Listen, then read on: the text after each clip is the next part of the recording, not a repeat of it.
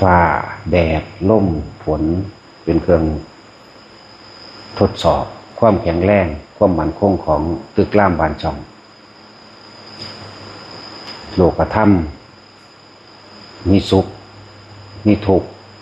นินทาสรรเสริญใดมาเสียไปหยุดแล้วก็เสื่อมหยุดเป็นเครื่องทดสอบจิตใจของคนที่ตั้งมั่นนั่นแหละคือเฮาต้องรู้เท่าทันในทุกสภาพบ่แม่นทนแต่ว่ารู้เท่าทันในทุกสภาพรู้ว่าสิ่งนี้เกิดขึ้นเป็นธรรมดามันก็ต้องดับเป็นธรรมดาบ่ควรเข้าไปถือเอาหรือหาเหตุผลเพื่อสิบังคับคนให้เข้าใจตัวเองอย่างเช่นธรรมดาคนที่เคารพนับถือก็มีศรัทธาแล้วก็ต้องมีการยกย่องและสรรเสริญก็มีคนที่บ่ศรัทธาคนบ่ยกย่องคนบ่สรรเสริญคนนินทาคนกล่าวตูคนใส่ร้ายคนหวังทำลายก็มีระหว่างคนสองคนนี่เฮาก็บ่เอาแม้กระทั่งว่าในคนผู้เดียวแต่ก่อนเขาอาจจะเคยศรัทธายกย่องสรรเสริญต่อมาในคนผู้เดียวนั่นบ่ศรัทธาบ่ยกย่องบ่สรรเสริญเสื่อมความศรัทธาในคนผู้นั้นเฮาก็บ่เอาเข้าใจคำว่าบ่เอาบ่เข้าใจคำว่าบ่ยึดมั่นถือมั่นบ่นั่นล่ะคือปล่อยรู้อย่างเดียวจึงบอกว่า ฟ้าแดดลมฝนลมมาในทิศต่างๆเป็นเครื่องทดสอบความแข็งแรงของตึกรามบ้านช่องทั้งหลายจิตใจที่มั่นคงหรือบ่มั่นคงก็ต้องอาศัยคำสรรเสริญคำนินทาความใดมาความเสียไปความมีหยดเสื่อมหยุดอาศัยพวกนี้มาเป็นเครื่องทดสอบเหมือนฟ้าแดดลมฝนต่างๆทดสอบความคงทนของบ้านจิตใจของคนที่เฮาฝึกหัดปฏิบัติมาเพียงใดเนี่ยก็ต้องอาศัยโลกธรรม8เครื่องกระทบกระทั่งจังว่าจิตที่ถูกโลกธรรมกระทบแล้วไม่หวั่นไหวบ่หวั่นไหวคือบ่ต้องการดึงเข้ามาหรือบ่แม่นผลักไสออกไปแค่รู้อยู่กับมันเฉยๆรู้ให้เข้าใจคำว่ารู้เด้อรู้แต่คนที่ศรัทธาบ่แม่นว่าเฮาสิเอาเฉพาะบุคคลที่ศรัทธาและสรรเสริญเฮาคนผู้นั้นเฮาก็บ่เอาคนที่นินทากล่าวตูใส่ร้ายสัตว์แช่งหวังทางนั้นไปคนผู้นั้นเฮาก็บ่เอาหรือเอิ้นว่าจิตตั้งมั่นสมาธิแปลว่าจิตตั้งมั่นตั้งมั่นต้องบ่คิดบ่นึกอีหยังในความอยากให้ได้ดังใจใจว่าล่ะมันก็สิบ่หวั่นไหวเอง เป็นธรรมดาทั่วเมื่อมีคนสรรเสริญก็ต้องมีคนนินทาแม้แต่ตัวเฮาเองก็เคยยกย่องสรรเสริญคนบางคนแล้วก็เคยเสื่อมศรัทธาในคนบางคนคือเก่าภาษาหยังกับผู้อื่นเอาตัวเฮาเองนี่บางครั้งเฮาอาจจะเคยเข้าใจผิดนินทากล่าวตูใส่ร้ายหวังทำลายเขาเหมือนกันเคยนินทาเขาเหมือนกันแต่เวลาผ่านไปเฮาอาจจะกูคิดผิดเลิกเกิดกลายเป็นยกย่องสรรเสริญเขาได้เหมือนกันโตเฮาเองแต่แท้ยังมีทั้งนินทาและสรรเสริญในตัวเฮาเองที่ภาษาหยังกับผู้อื่นความใดมาได้ลาภนั่นแหละเฮาก็เคยได้มาแล้วความเสื่อมลาภความที่บ่เป็นไปได้ดังใจตลอดจังซี่ตัวเฮาเองก็เคยได้ตัวเฮาเองก็เคยเสียสิไปเอาหยังกับมันสิไปเอาหยังกับผู้อื่นนั่นจังซั่นแหละคำว่าสุขก็คือความยินดีพอใจคำว่าทุกข์ก็คือความบ่พอใจโตเฮาเองก็เคยมีความพอใจโตเฮาเองก็เคยมีความบ่พอใจนี่นะสิภาษาหยังกับผู้อื่นว่าเขาสิพอใจเฮามั่งบ่พอใจเฮามั่งก็เป็นเรื่องของเขาแม้ตัวเราเองก็เคยเป็นเช่นนั้นนี่แหมนั่นแหละว่าจิตที่ไม่หวั่นไหวต้องบ่หวั่นไหวกับโลกธรรม8อันนี้นั่นแหละมันสิบ่ต้องการดึงเขามาง่ายๆคืออยากให้คนศรัทธาอยากให้คนเชื่อถืออยากให้คนฟังความนั่นนี่คือดึงเขามา ส่วนคนที่บ่ศรัทธาบ่ฟังความมีแต่เกาตูใส่ไหลและนินทาก็บ่ต้องจำเป็นต้องไปอธิบายให้เขามาเข้าใจเจ้าของเองหรอกนั่นเป็นเรื่องของเขาบ่แม่นเรื่องของเฮาแม้ตัวเฮาก็ยังบ่มีจริงไม่ใช่เขาไม่ใช่เราไม่ใช่สัตว์ไม่ใช่บุคคลนี่ให้เข้าใจคำว่ารู้อยู่เฉยๆถ้ามันรู้อยู่เฉยๆจังสันปฏิบัติเข้าไปเลยรู้เข้าไปอีกเข้าใจบ้างหมดรู้แต่รู้นี่ใส่กับโลกสมมุติแต่หมดรู้นี่บ่มีสมมุติเข้าใจบ้างล่ะให้มันถึงจุดนี้ฉะนั้นพวกเขาจงอย่าหวั่นไหวกับสิ่งทั้งปวงว่าทุกเขามี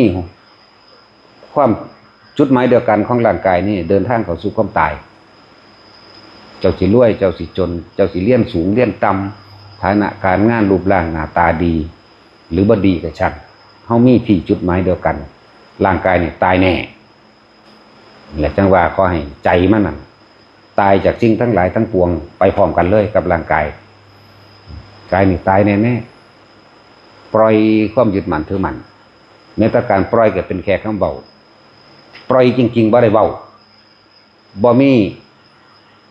คำสมมุติใดๆมาเทียบใดแต่ก็ต้องอาศัยสมมุติและรู้เฉยๆจากวันรู้แต่ความจริงมันหมดรู้เหมือนคำว่าว่างแต่ยังอธิบายความว่างแท้จริงเนี่ยมันบ่ว่างเลยว่างนี่บ่มีวัตถุสิ่งของก็ไปเทียบได้บ่มีจังว่าพวกเฮาอย่าหวั่นไหวกับสิ่งทั้งหลายทั้งปวงที่เขาว่ากระตุกเฮาตั้งไว้ให้มันมั่นคงไว้มั่นคงที่จุดเดียวคือชาตินี้จักเป็นชาติสุดท้ายชาตินี้จักบ่เอาหยังอีกชาตินี้เต็มที่แล้วพอแล้วรู้แล้วเห็นแล้วบ่ปรารถนาสิ่งใดอีกเบิดอนาคตบ่มีอนาคตบ่มีความหวังคนเฮามันถูกภาวะการรอคอยคืออนาคตในความอยากได้และอยากเป็นคนสิทุกข์อยู่กับอันนั้นแหละทุกข์กับความหวังความรอคอยหมดเวลาพวกเฮาให้มันเบิดเวลาไปซะจังว่าบ่มีอดีตนี่คือหมดเวลาเมื่อบ่มีอดีตอนาคตก็เกิดบ่ได้อดีตอนาคตบ่มีหมดทุกอย่างความที่มันรู้ว่างอยู่ข้างในมันก็รู้เฉพาะโตไผตัวมันนั่นแหละบ่มีผู้ใดมารู้เฮาได้ดอกพอโตเฮาดอกผู้ใดว่ารู้นั่นรู้นี่บ่แม่นนะตัวเฮาเองต้องเอาตัวเฮาเองประกันตัวเองเด้อเบิ่งดูเห็นรู้สึกอารมณ์ความรู้สึกของตัวเองถ้ายังมีความรู้สึกหรือมีอารมณ์พอใจกับไม่พอใจนั่นคือเกิดนั่นแหละเอาตัวนี้เป็นเครื่องวัดตนเองเลยบ่ต้องให้ผู้อื่นมารับวัดดอกพระอรหันต์นี่วัดตัวเองโลดแต่ว่าบ่มีความรู้สึกยินดีพอใจในสิ่งทั้งหลายทั้งปวงอีกแล้วนี่เป็นคำเว้าซื่อแต่ว่าตัวนั้นบ่มีอีหยังสิมารู้อีกหมดแหละจังว่าเฮาบ่มีอดีตดอกบ่มีอนาคตดอกบ่มีอีหยังบ่มีความหวังบ่มีความล่อทุกข์เกิดขึ้นบ่ได้บ่หวังบ่ล่อหมดจังซั่นบอกว่าเป็นธรรมดาในการทดสอบกำลังใจของตนเองเด้คำว่าบารมีเนี่ยคือการทดสอบใจของตนเองว่าเฮาสิตั้งมั่นอยู่ในความเป็นกลางบ่ง่ายๆอยู่ในความเป็นกลางว่างจิตเป็นกลาง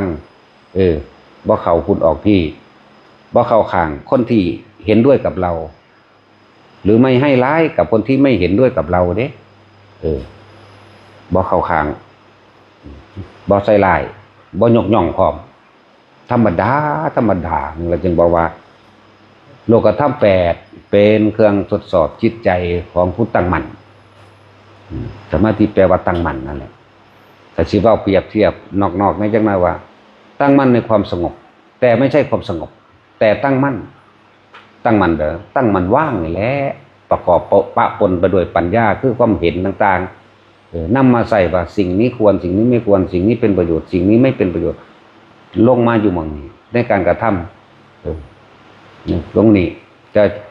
จิตใจเฮามันเบิด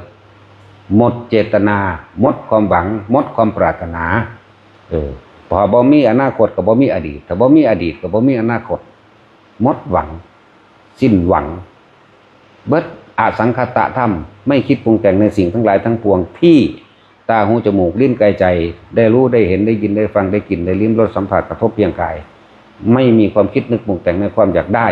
อย่างนั้นอย่างนั้นอยากเป็นอย่างนั้นอย่างนั้นบ่มีแต่ว่าการอยู่ในโลกอาศัยสมมุติคุยกันซื่อๆนั่นแหละผู้ใดสิเว้าแนวใดก็เป็นเรื่องของผู้เว้าเขาก็เอาตูเขาใส่ร้ายนั่นคือตัวตนแท้ๆของเขาเอาตัวเองเข้ามารับประกันพวกเฮาว่าเฮาเป็นแบบนั้นเฮาเป็นแบบนี้นั่นคือความจริงของเขาตัวเฮาถ้าบ่นึกคิดปรุงแต่งแล้วมันบ่มีหยังเด้บ่มีหยังเลยแต่เว้าโดยภาษาสมมุติก็แค่รอเวลาตายเท่านั้นเลยดุจดังว่าลูกจ้างรอเวลาเลิกงานคนไปรับจ้างพอจะทำงานแล้วในรอบเช้าคิดถึงเวลาพักเที่ยงแต่เริ่มจะพักเที่ยงก็คิดถึงแต่เวลาเลิกงานดอกบ่คิดอย่างอื่นเด้เป็นทั้งสั่นคนไปรับจ้างลูกจ้างรอเวลาเลิกงานแต่เฮาปฏิบัติธรรมแต่ผู้หมดความหวังแล้วบ่เฮ็ดหยังอีกดอกใจนั่นน่ะมันเบิดงานแล้วบ่ดิ้นรนบ่ขนขวายบ่มีจิตปรารถนาอีหยังกับมันอีกแล้ววิธีฝึกตัวเองก็บอกอยู่ซุมื้อนั่นแหละลมหายใจเด้ออยู่ในความรู้สึกแห่งกายแต่ของเด้อความคิดมันบ่ได้ออกไปปรุงไปแต่งมันก็ว่างของมันเองคำว่าว่างจริงๆแล้วเฮาบ่ได้ว่างดอกเพราะว่ามันบ่มีเฮามันว่างของมันอยู่แล้วเพียงแต่รู้สึกตัวอยู่ในกายก็พอละมันมีอยู่แค่นี้บ่ต้องไปอีหยังมากดอกนาแหละเอาพอ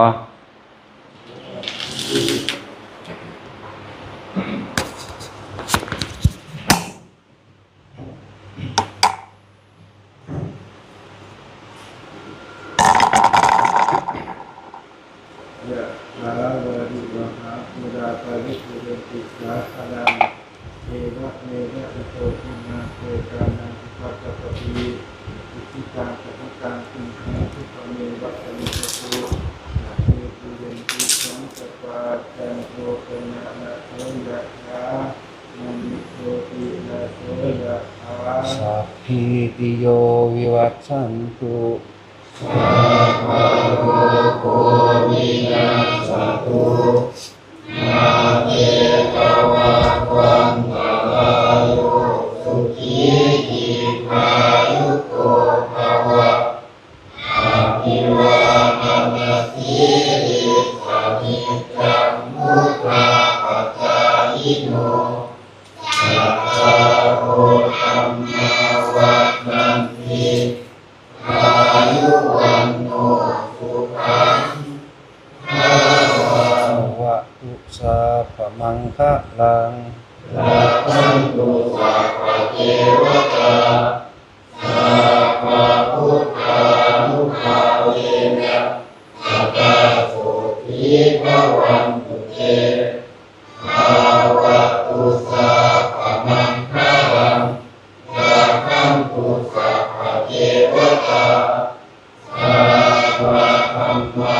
นุภาเวนะสัพพะโสภิภวันตุเตภวะตุสัพพมังคะลังรักขันตุสัพพะเทวตาสัพพะสังฆานุภาเวนะสัพพะโสภิภวันตุเต